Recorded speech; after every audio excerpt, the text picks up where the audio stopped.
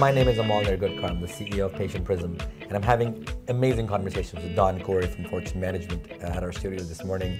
And Don is an executive coach. He's been coaching dentists all over the country on how to really build great practices.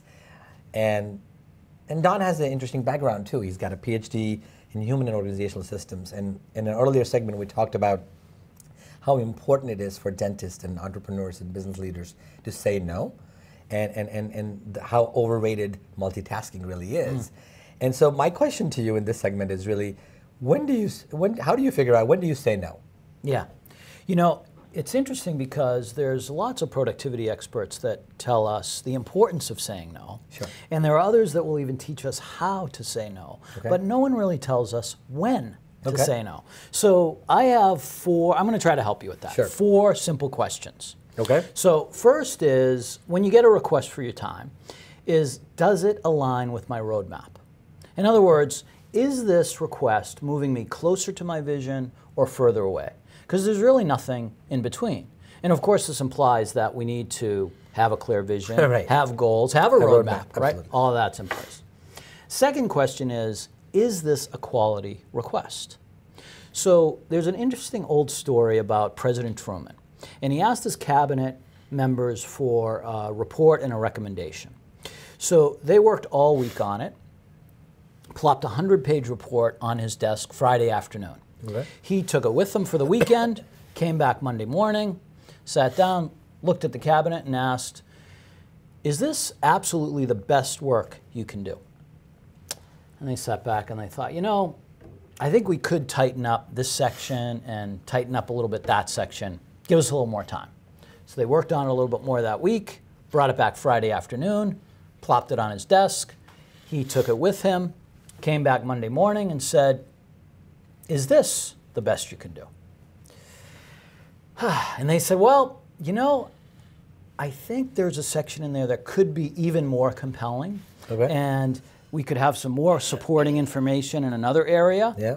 Give us a couple more days. Okay. So they worked on it all week, brought it back Friday afternoon. He took it home with him, came back Monday morning and sat down.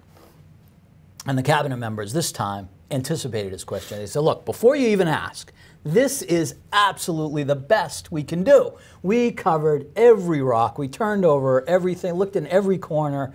This is the best we can do. And he said, excellent. Now I will read it. Oh, okay. So, in other words, is the request a quality that is at a standard that you're ready for to accept? So, third question is, who is making the request? Now, we all have a hierarchy that we pay attention to. It's sometimes implicit and sometimes explicit, but who are we paying attention to? So for dentists, that would be a patient, for example, or their team member, or a partner, someone that's requesting their time. For you, it's maybe your board of directors or your team or a client. Sure. We all have that hierarchy. So be clear about who is making the request and how do you want to prioritize that. Right. The fourth question that you can ask yourself to decide when to say no is, who can I delegate this to? And there's an interesting perspective on this, because and I'll tell you, the most productive people really are master delegators.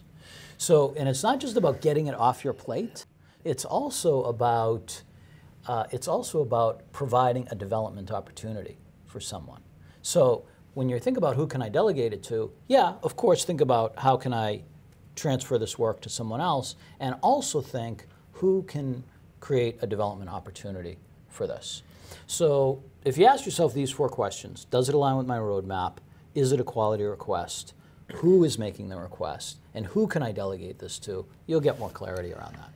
I think this is amazing. I mean, I think I could use this in my own life and own personal, because you know, you're managing so many things every day, and so many things come on by, and sometimes you're just managing by emergencies, and delegation at the end is something that I've struggled with for many years, and I've focused on building a great team, and I have a great team, but I still, sometimes it's hard to kind of delegate, and finding the who, as Dan Sullivan talks about that, right? Who, not how, he talks about it in the strategic coach.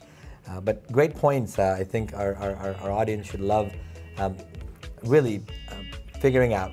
I think figuring out when to say no is so important, more than, and you've provided a great roadmap. So thank you so much. Pleasure.